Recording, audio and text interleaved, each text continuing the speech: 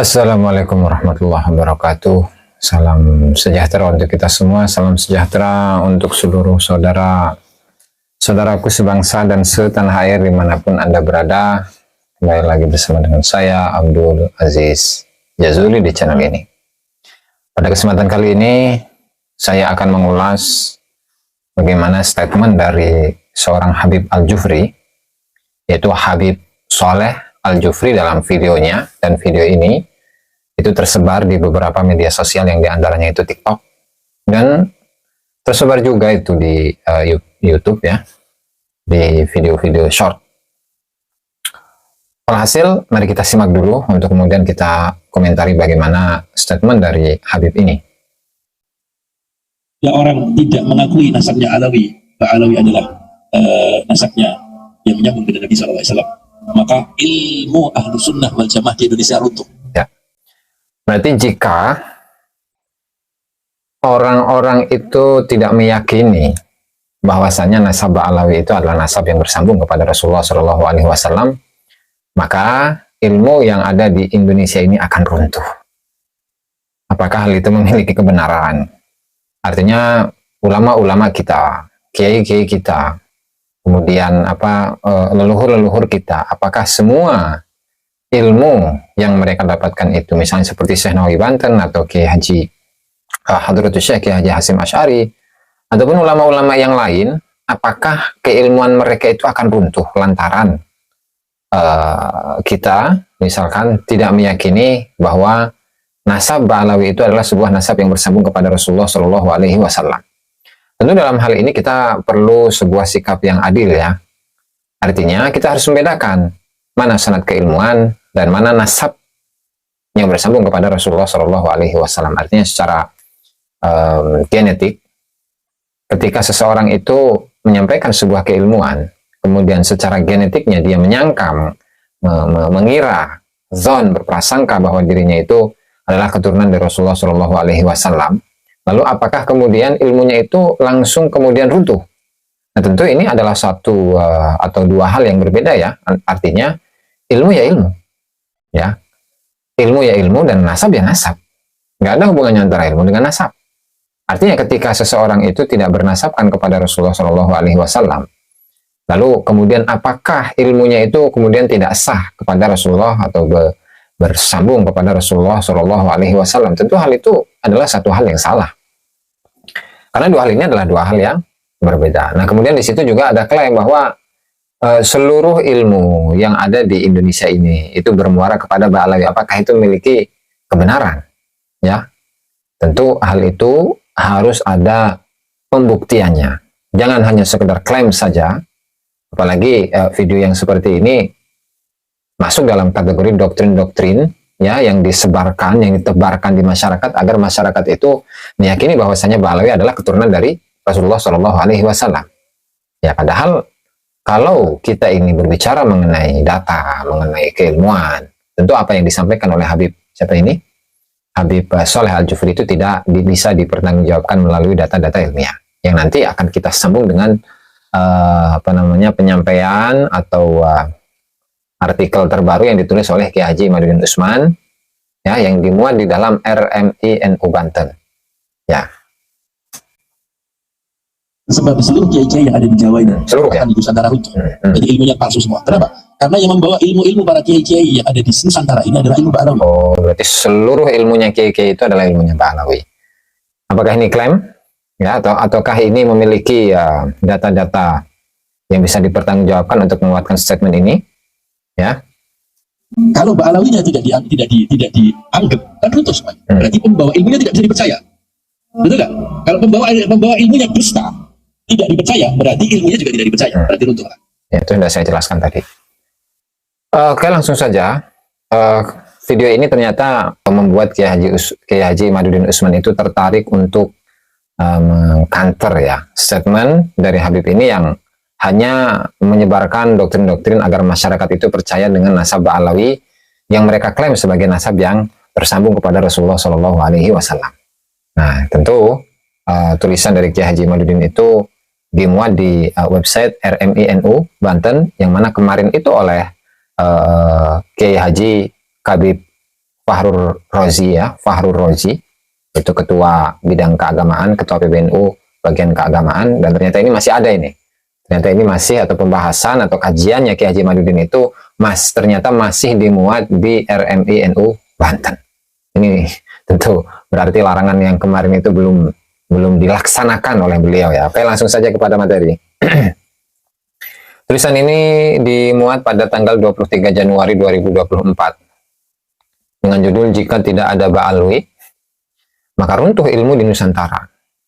Cerita dusta Soleh Al-Jufri tentang sanad ulama Nusantara.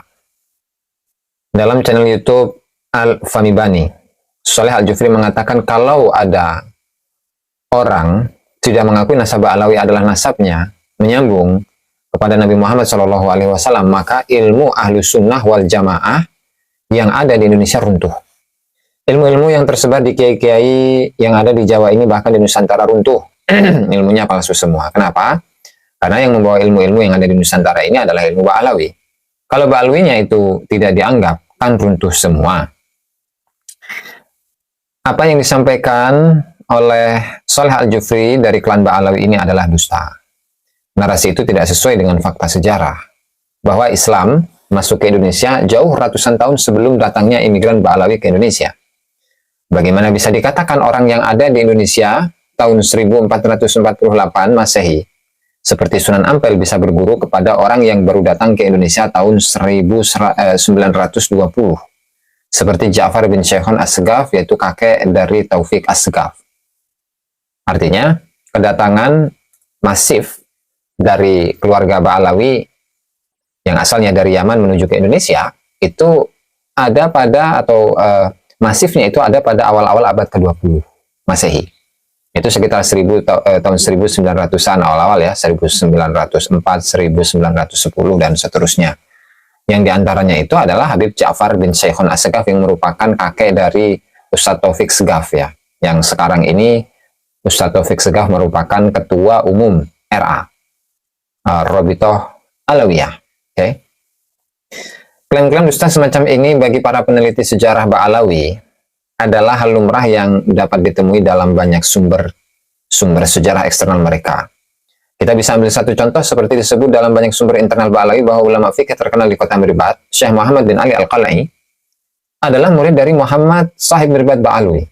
Setelah dikonfirmasi dalam kitab-kitab sezaman, ternyata jangankan Syekh Al-Qal'i belajar kepada Muhammad Ba'alawi, sosok Muhammad Ba'alawi ini sendiri diduga kuat fiktif, tidak tercatat oleh satupun kitab-kitab nasab dan sejarah pada zaman itu. Dan untuk biografi dari Muhammad Sahib Mirbat Ba'alawi itu sudah kita ulas ya dalam beberapa konten yang bisa ditelaah, bisa disimak dalam video-video saya yang sebelumnya, mungkin 1 atau 2 bulan yang lalu ya. Ya artinya untuk sosok dari Muhammad Sahib Mirbat Ba'alawi itu diduga kuat. Ya, diduga kuat itu merupakan, atau Muhammad Sahib Mirbat Ba'alawi ini adalah satu sosok yang fiktif. Nah, karena memang ketika kita telusuri data-data sejarah, baik di abad ke-5 Hijriah, ke-6 Hijriah, ke-7 Hijriah, 8 Hijriah itu belum kita temukan siapa sebenarnya yang menjadi tokoh dari Muhammad Sahib Mirbat Ba'alawi ini. Karena melihat kemasyhuran ilmunya untuk di Mirbat itu sendiri, itu bukanlah Muhammad Sahib Mirbat Ba'alawi, bukan, tetapi Muhammad bin Ali Al-Qal'i yang biografinya bisa kita dapatkan, kita ketemukan di dalam banyak dari kitab-kitab tabaqat. Yang diantaranya adalah Ibnu Samurah Al-Ja'di yang sering kita ulas, kemudian juga hal ini disebutkan oleh Bahauddin Al-Janadi, begitu juga dengan Tabaqatus Syafi'iyah Al-Kubra dan tabaqat-tabaqat dari madhab Syafi'iyah, yang dari madhab Syafi'i itu bisa dengan mudah kita temukan biografi dari Muhammad bin Ali Al-Qal'i, sementara Muhammad Sahib Mirbat yang diklaim sebagai gurunya Muhammad bin Ali Al-Qal'i itu sama sekali tidak bisa kita temukan dalam kitab-kitab sejarah. Para kiai-kiai yang ada di Indonesia hari ini mempunyai sanad keilmuan dan silsilah rantai-rantai kepada para wali songo sebagai pembawa sanad silsilah keilmuan Islam mula-mula di Nusantara. Silsilah itu tersambung dengan ulama-ulama Timur Tengah pada masanya. Wali songo bukan keturunan Ba'alawi dan tidak berguru kepada Ba'alawi, seperti yang terdapat dalam naskah Martasinga bahwa Sunan Gunung Jati lahir pada tahun 1448 dan wafat pada tahun 1568 Masehi, lahir di Mekah. Ayah seorang ulama dan pejabat dari Mesir, ia belajar kepada para ulama-ulama di Mesir dan Mekah. Di antaranya kepada Syekh Najmuddin Al-Kubra dan kepada cucu-cucu murid Ibnu Athaillah As-Sakandari yang wafat pada tahun 1309 Masehi, pengarang kitab yang terkenal Al-Hikam, Syarah Hikam ya, dan yang benar itu Hikam.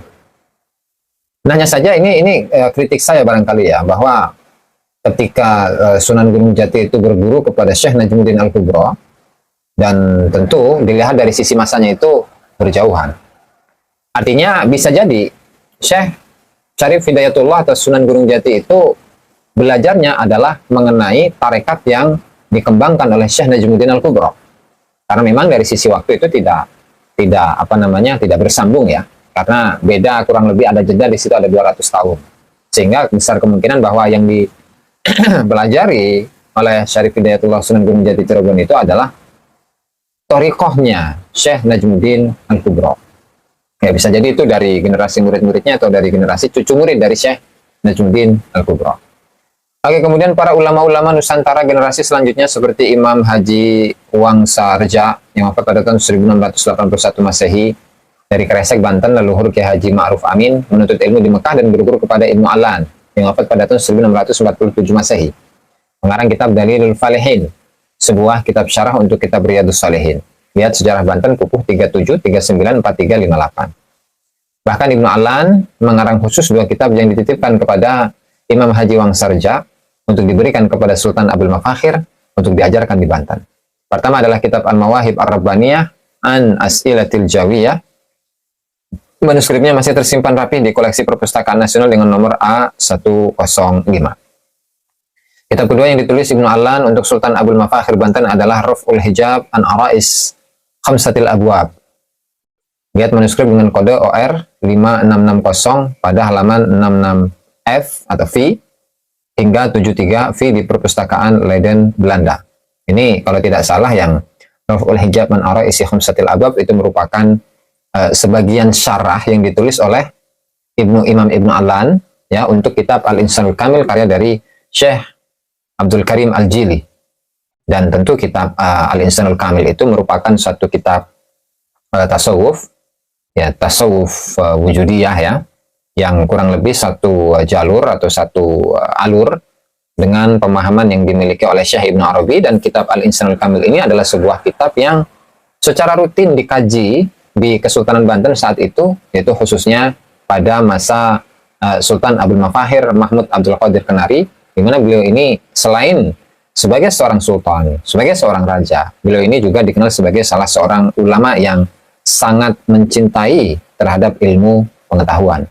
Dan di antaranya adalah ketertarikan beliau untuk mengkaji pembahasan-pembahasan yang ada di dalam kitab Al-Insanul Kamil bi Ma'rifati Al-Awakhir wal Awail, karya dari Syekh Abdul Karim Al-Jili. Kemudian generasi ulama Nusantara selanjutnya seperti Syekh Abdul Rauf Singkil, wafat pada tahun 1693 Masehi.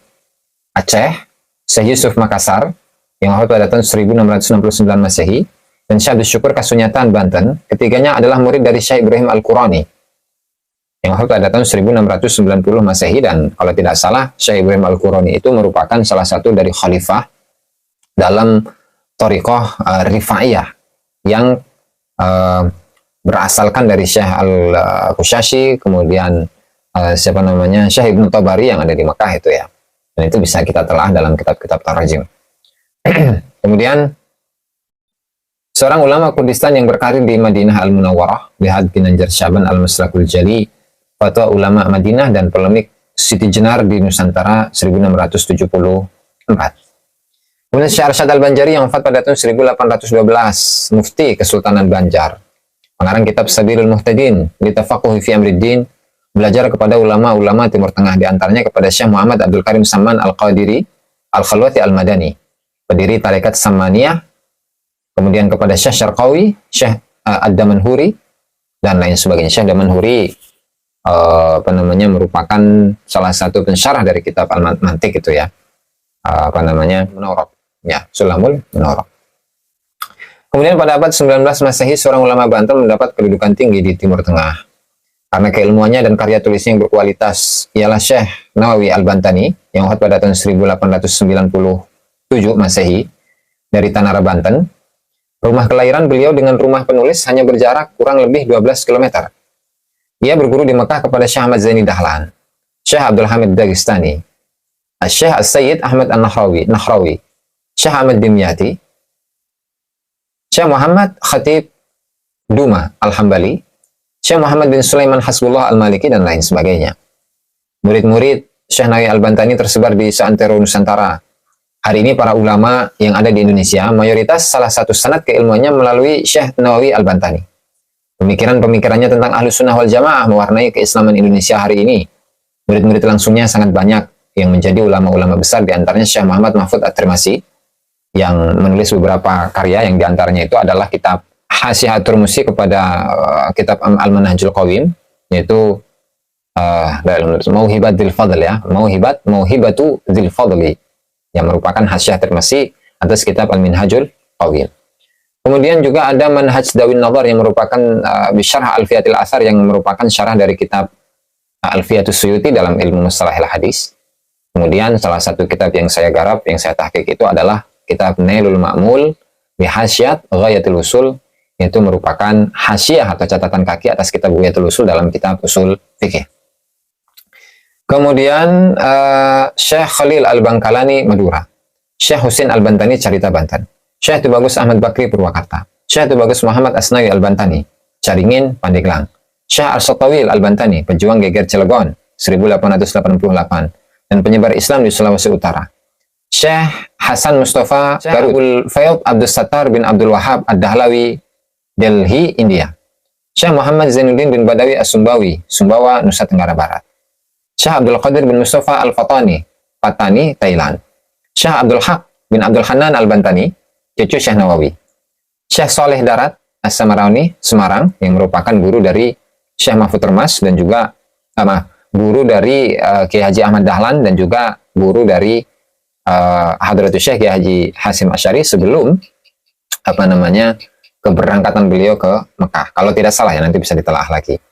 Kemudian Hadratus Syekh Kiai Haji Hasim Asy'ari Jombang, pendiri Nahdlatul Ulama, Kiai Haji Ahmad Dahlan Yogyakarta, pendiri Muhammadiyah, Syekh Sulaiman Ar-Rasuli, pendiri Perti, Kiai Haji Hasan Genggong, pendiri Pesantren Zainul Hasan Genggong, Kiai Haji Mas Abdurrahman bin Jamal ini Al-Bantani, pendiri Matlaul Anwar, dan juga beliau adalah pengurus pertama atau ketua pertama PCNU Banten, yang saat itu dideklarasikan di Banten pada tahun 1928, dan datanya itu ada di perpustakaan PBNU di Jakarta, ya, dan informasi tersebut dimuat dalam satu majalah saat itu yang hanya berjalan selama beberapa tahun, lebih tepatnya adalah majalah Suara Nahdlatul Ulama dengan bahasa Jawa tapi menggunakan Arab Pegon, ya. Oke, kita lanjut. Kiai Haji Raden Asnawi Kudus, Haji Abdul Karim Amrullah Sumatera Barat, Kiai Haji Tahir Jamaluddin Singapura, Kiai Haji Dawud Perak Malaysia, Kiai Haji Hasan Asy'ari Bawean, Kiai Haji Najihun Mauk Tangerang, Kiai Haji Abdul Ghaffar Tirtayasa Serang, Kiai Haji Ilyas Keragilan Serang, Kiai Haji Wasyid Pejuang Geger Cilegon 1888, Kiai Haji Muhammad Romli Kresek Tangerang, Kiai Haji Tubagus Ismail Pejuang Geger Cilegon 1888, Kiai Haji Arsad Qasir Al-Bantani Pejuang Geger Cilegon 1888, dan lain-lain. Pesantren-pesantren tua di Indonesia hari ini adalah murid dan keturunan para ulama-ulama murid Syekh Nawawi Banten di atas. Pendiri pesantren Lirboyo Kiai Haji Abdul Karim adalah murid dari Syekh Khalil Bangkalan dan Syekh Kiai Haji Hasim Asy'ari. Pendiri pesantren Peloso, pendiri pesantren Peloso Kiai Haji Ahmad Jazuli Usman adalah murid dari Kiai Haji Zainuddin Mojosari, dan Kiai Haji Zainuddin Mojosari adalah murid dari Kiai Haji Soleh Darat. Kiai Haji Zubair dari pesantren Sarang adalah murid dari Syekh Mahfud At-Turmusi. Kiai Haji Ahmad Abdul Wahab Hasbullah dari pesantren Tambak Beras adalah murid dari Syekh Hasim Asy'ari. Begitu pula Kiai Haji Bisri Syuri dari pesantren Den Anyar, Buya Dimyati Banten adalah murid dari Syekh Abdul Halim. Kiai Haji Tubagus Abdul Halim yang merupakan bupati pertama kalau tidak salah di Pandeglang dari kalangan ulama, dan di sini atau di Banten itu seringkali menyebut Kiai Haji Tubagus Abdul Halim dengan sebutan Abuya Abdul Halim. Kemudian Syekh Abdul Halim adalah murid dari Syekh Husin Carita. Ini adalah contoh kecil sanad keilmuan dari ulama-ulama Nusantara yang demikian itu hanya mengambil dari beberapa sampel daerah di Indonesia saja. Dari situ kita lihat bahwa klaim Saleh Al-Jufri bahwa sanad keilmuan ulama-ulama Ahlussunnah wal Jamaah di Nusantara berasal dari Ba'alawi tertolak. Bahkan hari ini sangat jarang ulama-ulama Ba'alawi kelahiran Indonesia yang alim dan menonjol dalam ilmu-ilmu keislaman seperti nahwu, fikih, usul fikih, tafsir, mantik, balaghah, dan sebagainya. Ilmu-ilmu itu tergeser oleh pendirian majelis ratib, majelis ceramah, majelis keliwanan, dan majelis sholawatan. Ketika jamaah sudah membesar, maka disebutlah bahwa pengasuh majelis itu adalah seorang ulama bahkan wali. Sementara keilmuannya belum pernah teruji, belum terdengar bagaimana ia membaca kitab Fathul Ma'in di hadapan para kiai-kiai pesantren NU yang alim dan alama. Dalam kesempatan ini, penulis mengajak kepada seluruh anak Indonesia untuk menyadari suatu hal, yaitu bahwa ada sekelompok orang yang berusaha membuat historiografi keislaman di Indonesia menurut versi mereka yang tidak dapat dipertanggungjawabkan secara ilmiah. Pembelokan sejarah dan nasab Wali Songo, klaim jasa masa lalu dengan dongeng-dongeng peran leluhur mereka, misalnya dalam kemerdekaan. Merebut otoritas keagamaan dengan haul-haul tokoh mereka yang di atas namakan haul kota tertentu. Padahal tokoh itu tidak diketahui jasanya bagi bangsa Indonesia pada saat hidupnya. Selain menjaga sebuah majelis, doktrin-doktrin perbudakan melalui narasi kesucian dan kehebatan keluarganya, pada saat yang sama mereka meniupkan sihir psikologis tentang rendahnya martabat bangsa Indonesia secara genetik, padahal kenyataannya adalah sebaliknya. Dari itu, penulis mengajak kepada putra-putri Indonesia yang telah mempunyai kesadaran yang sama akan semua hal di atas, untuk memberi pencerahan kepada lingkungan kita, yang paling dekat kemudian kepada yang jauh bisa kita jangkau. Penulis mengajak agar hari ini putra-putri Indonesia sebanyak-banyaknya membuat channel-channel YouTube dan media sosial lainnya, untuk menyanggah narasi-narasi mereka. Setiap ada sejarah bangsa yang dibelok-belokkan, langsung diangkat dan disanggah secara ilmiah, berbasis data yang seharusnya. Demikian pula, penulis mengajak kepada putra-putri Indonesia yang diberikan kemampuan menulis agar membuat tulisan akan hal itu, yang mempunyai kelebihan dana, membuat website sebanyak-banyaknya agar narasi-narasi sesat yang banyak berseliweran di beranda-beranda YouTube dan Google dapat dikalahkan oleh algoritma kebenaran yang masif. Jangan pula dilupakan yang mempunyai kemampuan IT, teknologi informasi, untuk menulis di Wikipedia dan jenis ensiklopedia digital bebas lainnya tentang sejarah para ulama kita dan nasabnya yang sahih, yang bukan hasil pembelokan. Bila melihat bahwa ulama kita telah ditulis Wikipedia dengan bernasab kepada Ba'alawi misalnya, padahal ia bukan Ba'alawi, maka tulisan itu dihapus diganti dengan nasab yang sesungguhnya. Dan kepada para ulama dan akademisi, bukti apa lagi yang harus diberikan? Semua sudah terang benderang. Ada upaya tidak terpuji dari mereka. Penulis mengajak untuk membuat buku dan jurnal-jurnal ilmiah, baik lokal maupun internasional, tentang sanggahan terhadap upaya pembelokan sejarah, tentang nasab ulama kita yang sebenarnya, tentang doktrin dan ajaran mereka dalam nilai-nilai kemanusiaan yang bertentangan dengan ajaran Islam yang benar. Jika semua hari ini kita lakukan, maka esok sejarah-sejarah palsu itu tidak akan lagi dikonsumsi oleh anak cucu kita. Lalu anak cucu kita akan berdiri tegak sebagai manusia yang bermartabat, manusia-manusia yang mempunyai pikiran yang suci dari doktrin sesat dan sejarah yang penuh kepalsuan. Penulis Kiai Haji Imaduddin Usman Al-Bantani, dan demikianlah uraian dari tulisan Kiai Haji Imaduddin Usman Al-Bantani. Kurang dan lebihnya saya mohon maaf. Wallahu al-muwaffiq ila aqwamit thoriq. Wassalamualaikum warahmatullahi wabarakatuh.